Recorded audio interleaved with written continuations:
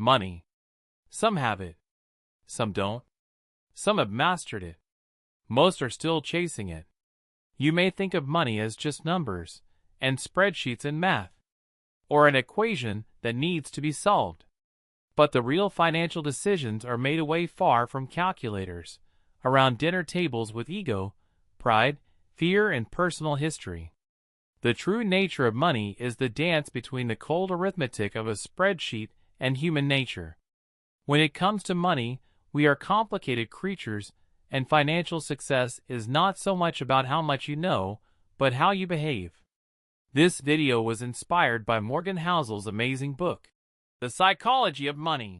Let's delve into the strange and human side of money. Financial DNA. We all come from different generations, with parents earning different incomes and holding different values, living in various parts of the world, born into different economic environments with varying incentives and varying opportunities. We all have very different experiences towards money. Take, for example, the stock market and inflation. People born in 1970 saw an almost tenfold increase in the S&P 500 during their teens and 20s, leading most to have a positive view of the stock market and a higher inclination to invest. People born in 1950 saw the stock market go nowhere in their teens and 20s, leading to a more negative view of the stock market and less inclination to invest. People born in the 1960s experienced significant inflation during their teens and 20s, leading to a higher awareness and more negative view of inflation and its effects. People born in 1990 experienced relatively low inflation during their lifetime, leading to less concern and awareness of its effects. A person's experience with the stock market and inflation during their formative years greatly shapes their attitudes and behavior towards investing and financial decision-making. People justify every financial decision they make based on the information they have at that moment and their mental model of the world, which has been passed on to them from their parents and is shaped by their unique life experiences. Although they can be misinformed, lack information, or make bad decisions, their actions make sense to them in that moment and align with their own personal story. According to Housel, people do some crazy things with money, but no one is crazy. We all have unique worldviews, and since there is no universally correct way to manage money successfully, none of us are crazy. We make financial decisions based on our personal life experiences and our worldview. Compound Kings. There is no doubt that Warren Buffett is considered one of the greatest investors of all time. What is staggering is that $81.5 billion of Warren Buffett's $84.5 billion net worth was earned after he reached his mid-60s. Housel explains that, if you pay enough attention to the simplest fact, Buffett's fortune isn't due to just being a good investor, but being a good investor since he was literally a child. As a result of investing from the early age of 10, Buffett was able to harness the power of compounding. Let's say you invest $1,000 at an interest rate of 8%. Your initial investment would earn you $80 after 1 year.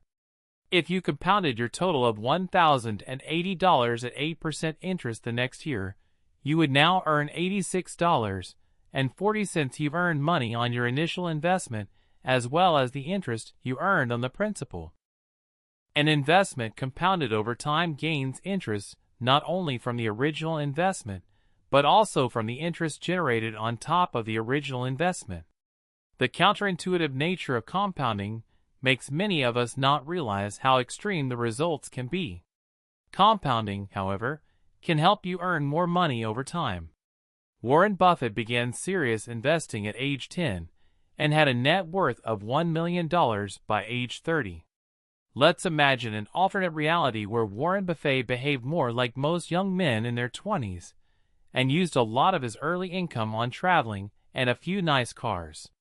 If he started with a net worth of $25,000 at age 30 and retired at 60, but continued to generate the amazing average returns of 22% annually, his net worth today would be around $11.9 million, 99.9% less than his actual net worth today of $84.5 billion.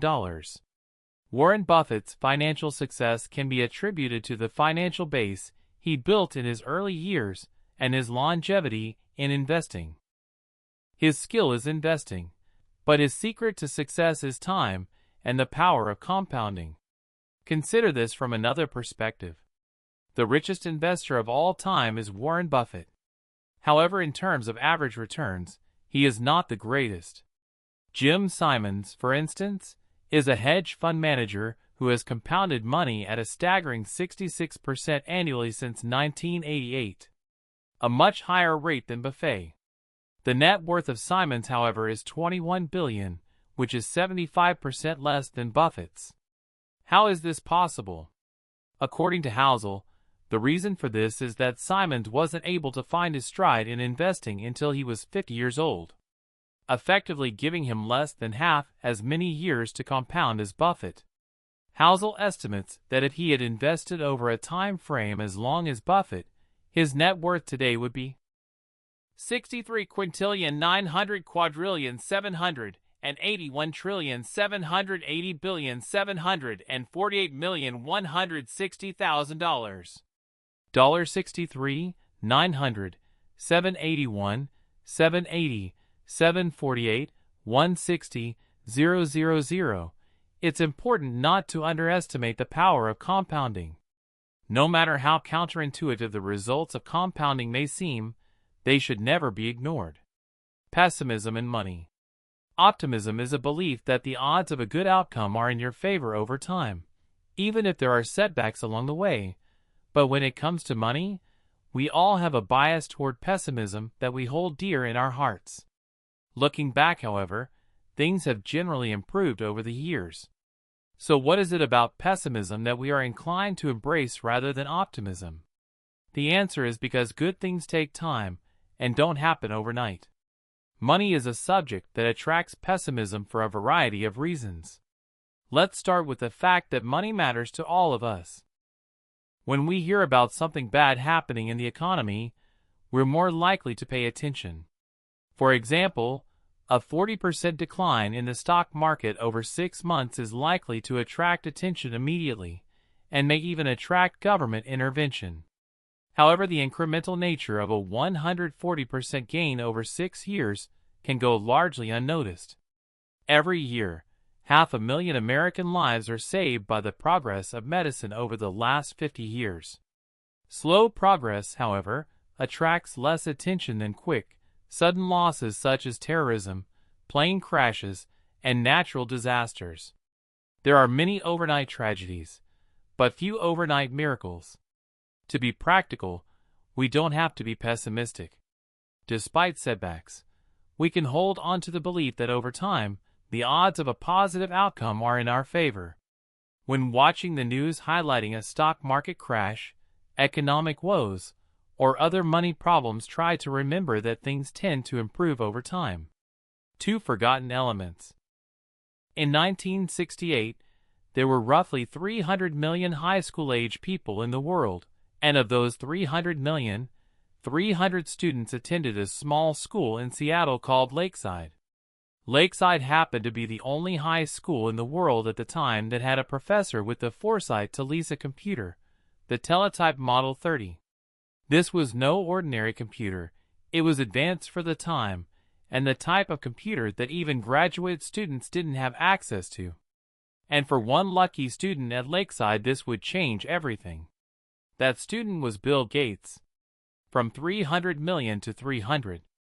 In 1968, there was roughly a 1 in a million chance of being a high school student with access to a computer. Bill Gates and his schoolmate Paul Allen would go on to create Microsoft together.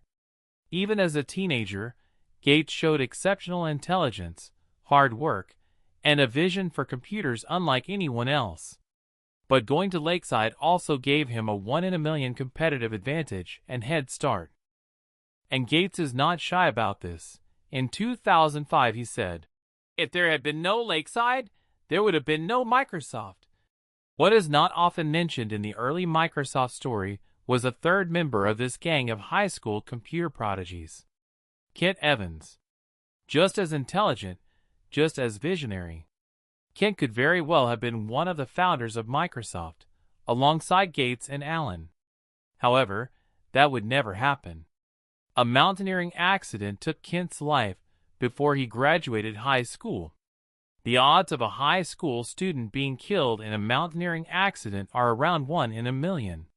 Just as the extremely rare stroke of luck would propel Bill Gates and Paul Allen to great success, Kent Evans would experience an extremely rare event and an encounter with what Housel calls the close sibling of luck, risk. Luck and risk are like the wind and the waves that determine the course of a sailboat. The sailor can control the rudder and the sails, but ultimately the direction and speed of the boat are influenced by external factors that cannot be fully predicted or controlled. The pursuit of success is full of twists and turns, and the role luck and risk play in shaping our lives is an important perspective to keep in mind. Understanding that success is a complex combination of factors, including both talent and luck, can help us approach our own financial decisions with greater humility and perspective. The key to happiness. People want to become wealthier to make themselves happier, but according to Housel, the key to happiness is the ability to do what you want, when you want, with who you want, for as long as you want. The pursuit of material wealth has led to many people working harder and giving up more control over their time, despite being richer than ever before. However, studies show that having control over your life is the most dependable predictor of positive feelings of well-being, more than your salary, house size, or career prestige. Ultimately, controlling your time is the highest dividend money pays. Pursuing money without valuing time is like filling a bucket with a hole in it. No matter how much water you pour in, it will continue to leak out. Similarly, no matter how much money you accumulate, it won't bring lasting happiness if you don't have control over your time and can't enjoy the fruits of your labor. Tale events. Heinz Berggruen, a man who fled Nazi Germany and settled in America, became one of the most successful art dealers of all time. He collected a massive amount of art, including works by famous artists like Picasso, Klee, and Matisse. In 2000, he sold part of his collection for over 100 million euros. What was his secret to acquiring so many masterpieces? Was it skill? Was it luck? According to Horizon, a research firm, great investors buy vast quantities of art and hold onto them for a long period of time. They wait for a few of those paintings to become well known and worth a lot of money, even though most of the paintings they bought were not worth very much. In other words, it's not about being right all the time, but having a diversified portfolio and waiting for a few winners to emerge. Perhaps 99% of the work someone like Berggruen acquired in his life turned out to be of little value. He could be wrong most of the time, but that doesn't particularly matter if the other 1% turn out to be the work of someone like Picasso. These events are known as long tails, when a small number of events can account for the majority of outcomes. The long tails of Berggruen's art collection are what led to his ultimate fortune. The story of Berggruen teaches us a valuable lesson about investing, and this long tail concept also applies to many aspects of business and investing. The obvious example is venture capital. Most of the startups in a VC fund will fail and lose money for the fund, but all they need are a few outlier startups, which make 20x plus returns to make up for losses.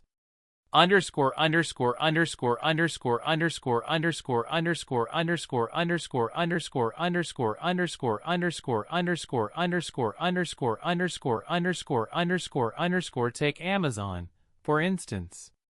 In 2018, it drove 6% of the return on the S&P 500, even though it is just one company. If we look inside Amazon, its growth was largely driven by two tail events, Amazon Prime and Amazon Web Services. These two products alone more than made up for all of Amazon's less successful experiments, such as the Fire Phone or travel agencies. After the disastrous release of the Amazon Fire Phone, Rather than apologizing to shareholders, Jeff Bezos said, "If you think that's a big failure, we're working on much bigger failures right now. I am not kidding." Some of them are going to make the Fire phone look like a tiny little blip.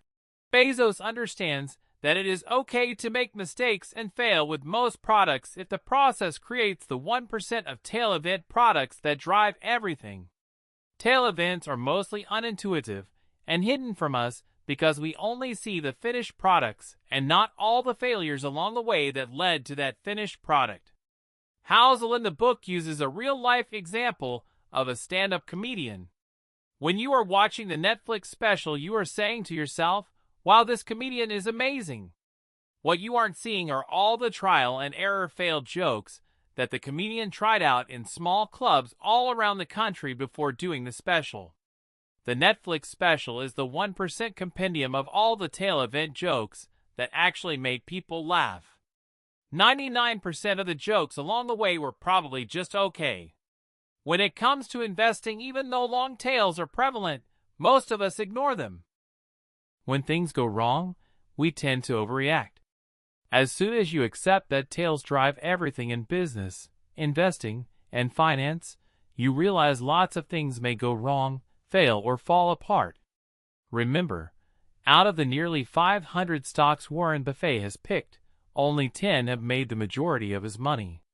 Good stock pickers will only be right half of the time. Good leaders will only make good decisions half of the time. The fact that you might be wrong sometimes doesn't mean that things won't work out over time. In the end, the outcome can be determined by only a small number of events. True wealth vs. being rich. It's so important to understand the difference between being rich and being wealthy.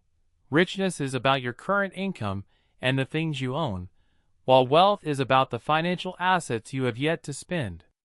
True wealth isn't what you see, but what you don't. It's easy to assume that someone driving a Lamborghini is wealthy, but appearances can be deceiving. In reality, many individuals are living beyond their means and relying on debt to fund their flashy lifestyles. Wealth isn't about the cars you drive, the diamond rings, or the homes you own. It's about those financial assets that you have yet to spend. Accumulating wealth takes self-control and restraint.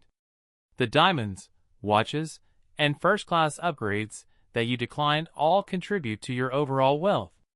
It's easy to find rich role models who spend lavishly, but true wealth is hidden and therefore harder to imitate. We're conditioned to believe that having money means spending money, but the real key to building wealth is to save and invest the money you have. In fact, the only way to be wealthy is to not spend the money that you do have. The next time you see someone driving a fancy car or living in a big house, remember that you can't judge wealth by appearances alone.